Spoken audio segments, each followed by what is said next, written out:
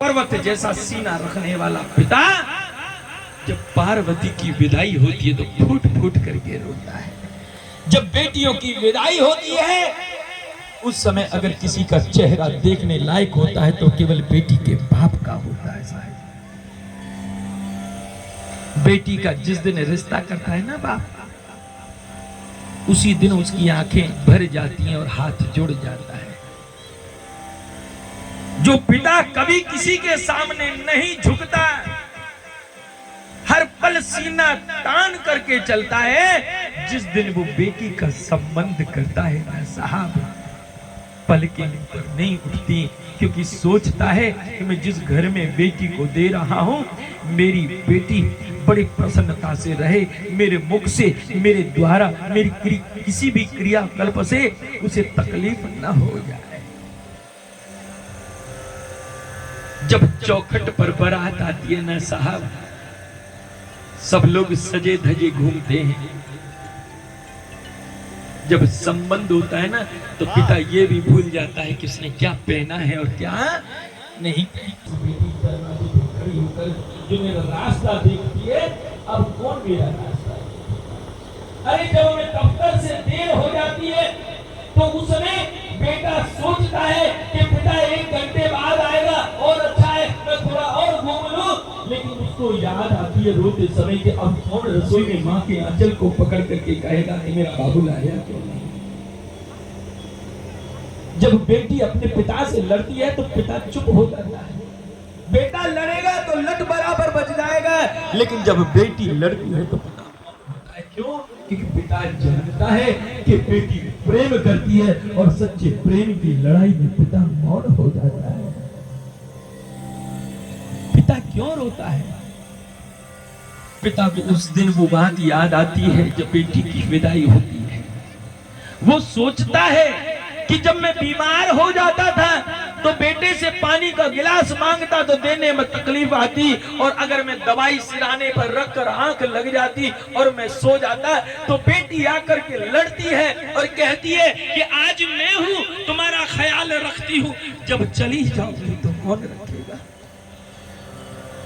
तुम्हारा ख्याल कौन रखेगा? मेरी आदत मत डालो। पिता सोचता है कि अब मुझे कौन डांटेगा।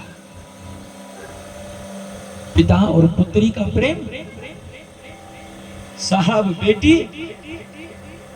अगर बेटा हमारे हीरे हैं तो याद रखिए बेटी हमारी मोतियों का पेड़ है साहब, जो एक आंगन में पलती है और दूसरे आंगन में जाकर के संस्कारों को फैला देती है। बेटी अगर कोई कहता है ना साहब के साधु, तो मैं कहता हूं दुनिया में बेटी से बड़ा कोई साधु नहीं है। बेटी साधु नहीं परम साधु है। उसकी साधुता जितना उसे प्रणाम किया जाए उतना कम है साहब। जिस घर में वो पली बड़ी हुई, जहां उसने चलना और चहचाना सीखा, पिता ने ऐसे लोगों के हाथों में दे दिया जिसे वो बेटी जानती तक नहीं। गैर अनजान लोगों के हाथों में बेटी ने अपने जीवन को समर्पित कर दिया।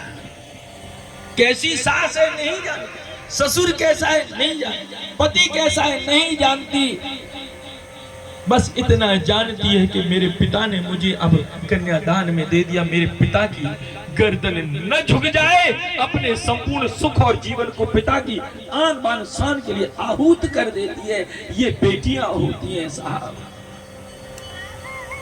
बेटियां साधारण नहीं है, परम संत है। अरे बेटी जब मंदिर में जाती है तो कहती है कि मेरे पति को स्वस्थ रखना, मेरे सास को, ससुर को, मेरे बच्चों को स्वस्थ रखना, मेरे पिता को अच्छा रखना, मेरी माँ को अच्छा रखना, मेरे भाई भतीजों को अच्छा रखना है। हे महादेव तुम सबको अच्छा रखना, मुझे कुछ नहीं चाहिए, बस इनकी खुशी में ही मेरी खुशी है। और साहब यही बेटियों का प्रभाव जो हर पल हर स्थिति में साधुता के पूरे लक्षण बता देती है कि हमें कुछ नहीं चाहिए। जब जानकी की विदाई हुई, विदेहराज रोया है। शकुंतला की विदाई हुई तो कर्णवर्षी रोए हैं, और पार्वती की विदाई हुई तो हिमालय रोया है।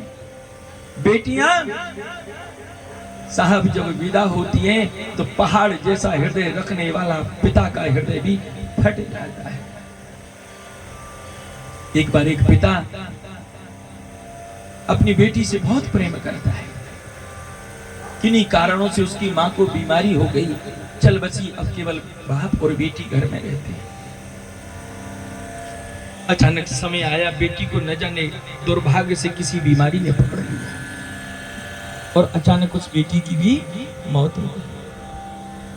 बेटी के मरने के बाद पिता अचानक बीमार हुआ, बिस्तर में पड़ा रहता, रोता रहता, मेरी बेटी, मेरी बेटी, मेरी बेटी।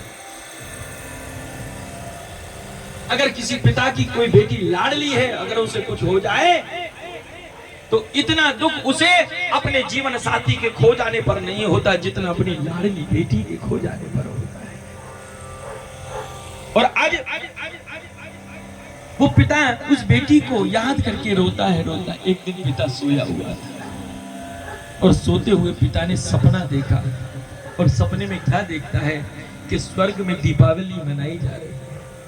स्वर्ग में दीपावली मनाई जा रही है, सब बेटियों के हाथ के दीपक जल रहे हैं। वो स्वप्न में क्या देख रहा है कि स्वर्ग में सब बेटियों के हाथ के दीपक जल रहे हैं। बड़ी भीड़ में, स्वर्ग में हजारों बेटियों के बीच में वो पिता अपनी बेटी को भी ढूंढ रहा है कि मेरी बेटी कहाँ है जिसके हाथ में दीपक जलता हो।